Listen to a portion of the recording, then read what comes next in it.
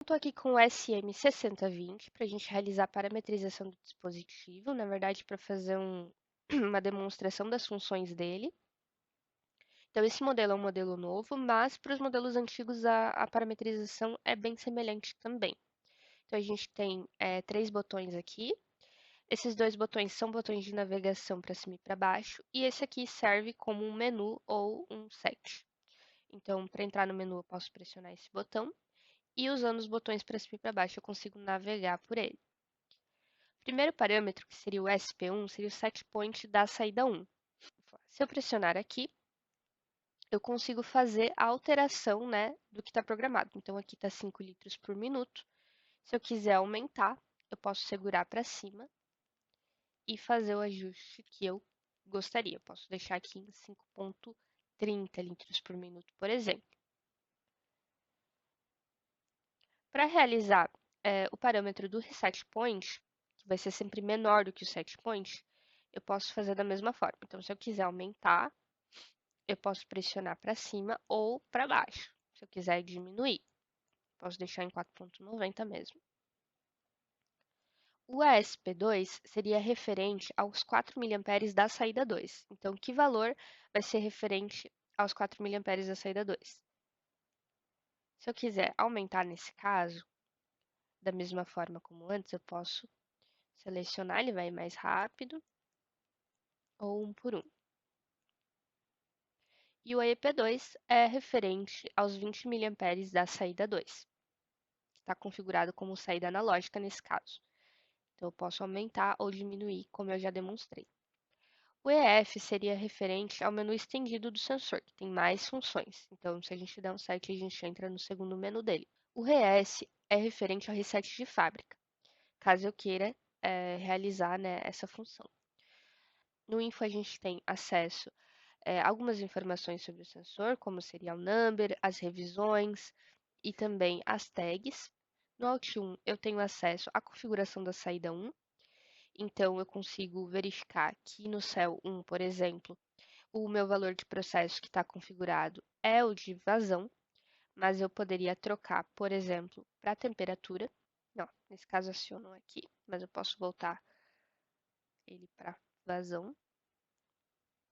A função que está relacionada com essa variável de vazão é HNO, mas eu posso alterar, por exemplo, para HNC. HNO seria esterese normalmente aberta, HNC esterese normalmente fechada, FNO que seria janela normalmente aberta e FNC que seria janela normalmente fechada, que são referentes à saída 1 digital.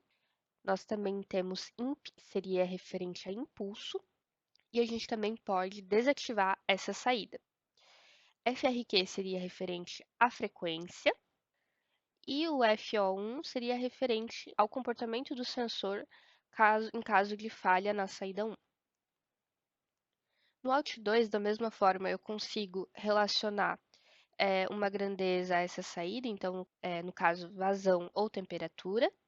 Eu consigo também fazer, da mesma forma que na saída 1, a alteração da função, mas na saída 2 a gente também consegue fazer a parametrização para que ela seja uma saída analógica, no caso do I, de 4 a 20 mA, mas eu também consigo parametrizar ela para ser uma saída digital. Então, ela vai ter as mesmas funções HNO, HNC, FNO e FNC.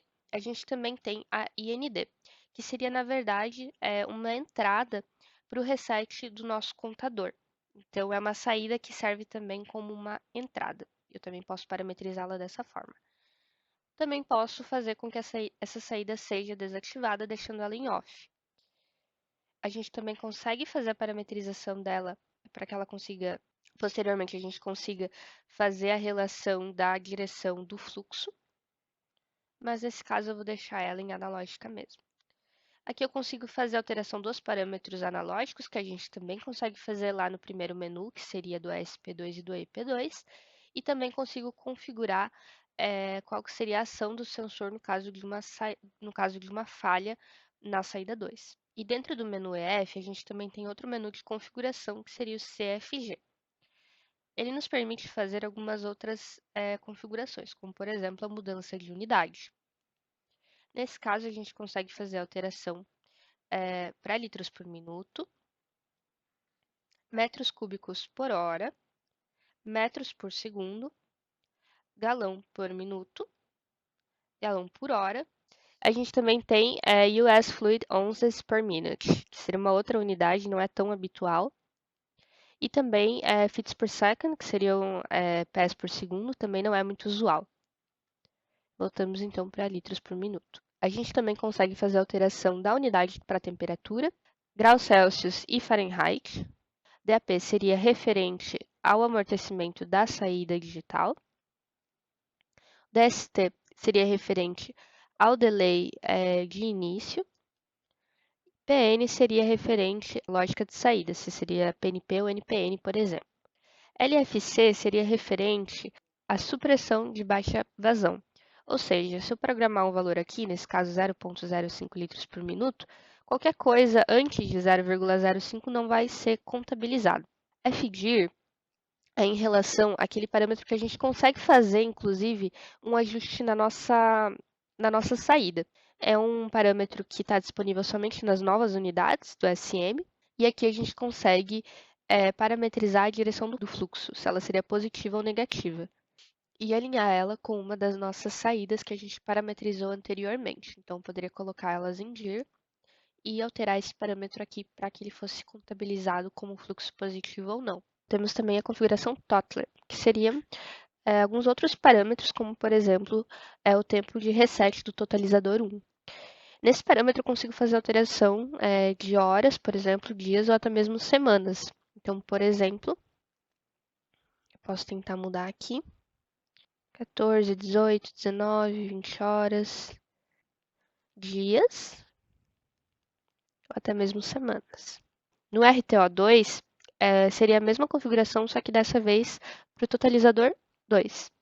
No FPRO1 e no FPRO2, eu consigo fazer com que a totalização seja relacionada ao sentido positivo, ao sentido negativo, aos dois ou ao escolhido. No voo 1, eu consigo realizar a verificação dos dados de totalização referente ao volume 1. No 2, a mesma coisa, só que em relação ao volume 2. No voo L, seria referente ao total. No MEM, eu tenho as configurações relacionadas à memória do sensor. Então, por exemplo, LOF é referente à vazão mínima no qual o sensor já esteve submetido, nesse caso, menos 20 litros por minuto. E HIF seria referente à vazão máxima. Nesse caso, o sensor está apontando OL, o que é um indicativo de que o sensor teria sido submetido a uma vazão maior do que a permitida pelo range. Em LOT e HIT vai ser a mesma coisa, mas seria referente à temperatura. Em DIS, eu tenho algumas configurações relacionadas ao display, então consigo fazer a alteração da linguagem para inglês, alemão ou francês. Em DIS L, eu posso alterar a relação da descrição do display. Por exemplo, L2 total seria referente à vazão e ao totalizador do volume 1. O L3 seria referente à vazão, à temperatura e ao totalizador do volume 1. O L1 seria referente só à vazão. O L2 temp seria referente à vazão e à temperatura. O DIS-U é referente à taxa de atualização do display. Então, consigo fazer alteração de médio, baixo ou alto. O DIS-R é referente à rotação do display.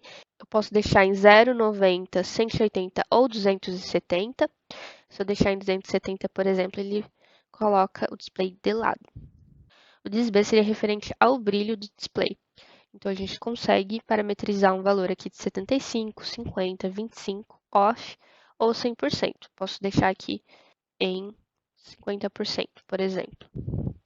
Color seria referente à coloração do display. Eu consigo fazer alteração para vazão, consigo fazer para temperatura e para o totalizador.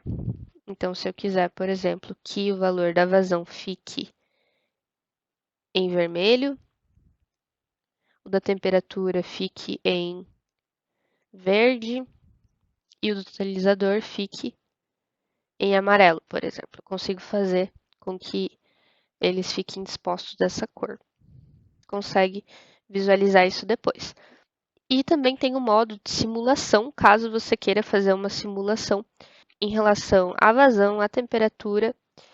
Aqui eu consigo programar o tempo, né, de duração da simulação e o estado. Nesse caso está off, porque eu não estou realizando nenhuma simulação, apenas a verificação aqui dos valores. Aqui, como a gente pode ver, o valor da vazão está em vermelho, conforme parametrizado.